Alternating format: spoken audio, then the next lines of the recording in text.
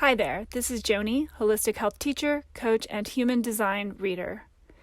Today we're talking about how to get probiotics and prebiotics for your best gut health today. I was born and raised in what's become known as Cancer Alley, Louisiana. That's right, Cancer Alley. The air, the soil, the water, they are not clean, leading to copious amounts of cancer, as well as other disease and dis-ease in the area. So I'm here to share how you too can self-heal from disease and dis-ease, creating a life worth living. This is, after all, our birthright. If you're just getting started on your journey back to your whole health, whole meaning holistic, meaning all parts of life, see the introductory Health is Wealth playlist on this channel. Or if you're finding this channel on Library TV or their app Odyssey, just scroll down all the way down to the beginning. If you're into cryptocurrency, I highly suggest checking out Library, LBRY.TV, and Odyssey, the app, ODYSEE. You can earn cryptocurrencies by using these channels. My intention with these channels is to bring you digestible snippets of holistic habits to improve your health and well-being. We need your clear mind, healthy body, open heart, and bright eyes now more than ever. Today's hot topics of recent years are probiotics and prebiotics. Gut health, given what our soil and air and water have become during these modern times, especially in places like Cancer Alley and the surrounding areas, of course, that is far less than clean, clear, and nutrient-dense soils. These topics of probiotics and prebiotics for our gut health are of utmost importance.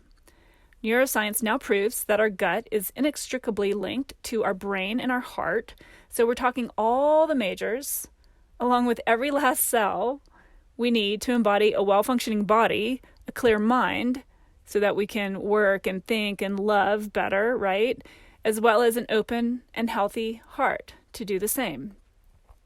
Prebiotics are foods, preferably foods or supplements, that provide an environment that supports beneficial gut bacteria. Probiotics, foods such as kefir and sauerkraut, are those which contain the live bacteria. Ideally, we should be getting both prebiotics and probiotics every day. Probiotic foods play a key role in gut health, and given the gut is, like I said, 100% connected to both the heart and the brain, they're essential. So are prebiotics. Prebiotics are what help, quote-unquote, feed the probiotics, giving them a bit of a bump up to amplify the benefits of the probiotics even more. So one is not better than the other, as they work together, producing a byproduct called postbiotics. But we don't need to worry so much about that. Most of us don't need to get lost in the science. We just need to know what to do, right? We want the benefits. We want better gut health and improved digestion. We want enhanced immune function, especially during this time of experiencing a new virus and its different strains, in order to protect ourselves. We want weight loss support, if that's our number one, or if that's our interest. We want improved heart health. We'd love for all of our hormones to be regulated, improving our moods, and to protect our bone health, of course, preventing fractures or, mostly for women, osteoporosis. So probiotics, I've mentioned this in the previous video on 8 easy ways to improve gut health, which will pop up at the end of this video, so look for that. The top easiest way to add in more probiotics is with foods such as the following. Kefir, which is kind of like yogurt, it's just a little bit more loose in texture. Kefir and other fermented foods like sauerkraut, kombucha, kimchi, fermented pickles, miso, tempeh, raw cheese, and good quality yogurt. Again, as always, read the ingredients. I say this so much, but you can't just assume that if something says natural on the front of the package that it's actually natural. That's just marketing. So look for no sugar added, as crappy sugars totally defeat the purpose of probiotics. I mentioned that specifically with yogurt because a lot of them are sweetened, a lot of them have goopy fruits swirled in. Those two things, the sugar, the white sugar especially, or other less than desirable sugars, they pretty much cancel out the good reasons for adding the probiotics. So, it's kind of like, what's the point? Instead of buying the sweetened yogurts, you can look for those that are, first of all, read the label, read the ingredient label to just understand what you're consuming. Any words that you can't understand, you want to see as many words that are easy to understand as possible in any ingredient label. But you can, instead of those sugars, add fruit, add good quality fruit, add good quality honey, maybe even some grape maple syrup if you really need that sweet component. Yogurt will also need to be coming from grass-fed animals, cows, sheep, goats, depending on what kind of yogurt you're buying. And it will need to be organic as well in order to do its job as a probiotic. So sorry to rant about that, but I can't express that enough.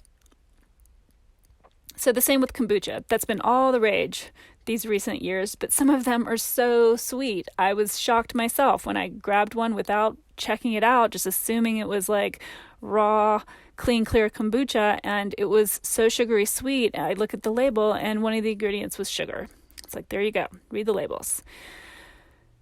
Also, apple cider vinegar. This can be tough. Tried to talk my parents into this one and it didn't go over so well, but a shot per day of apple cider vinegar can literally cure acid reflux fairly quickly. Alongside, of course, cleaning up your diet, which that's what's most likely causing the acid reflux in the first place. So again, it's a little bit of everything, but apple cider vinegar can quickly remedy acid reflux. So that's a quick rundown on possible probiotics for you to add daily.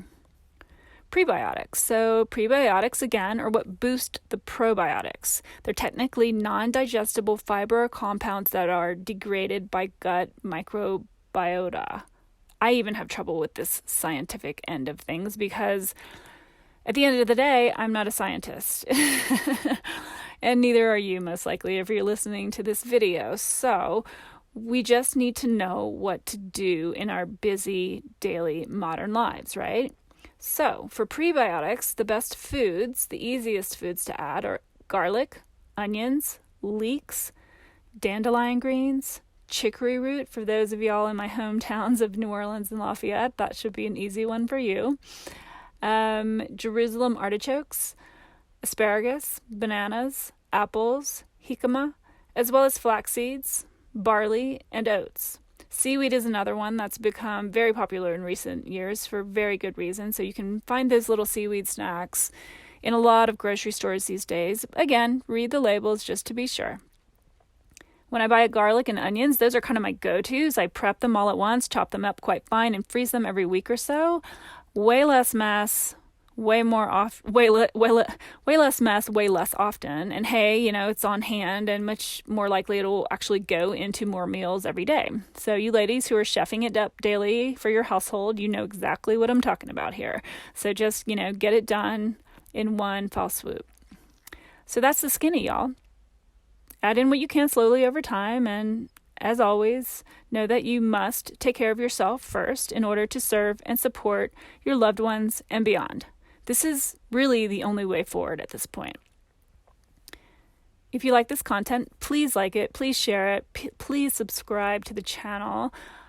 This is a give on my end, and it's really just about helping more people become well, and stay well into the future, given these uncertain times.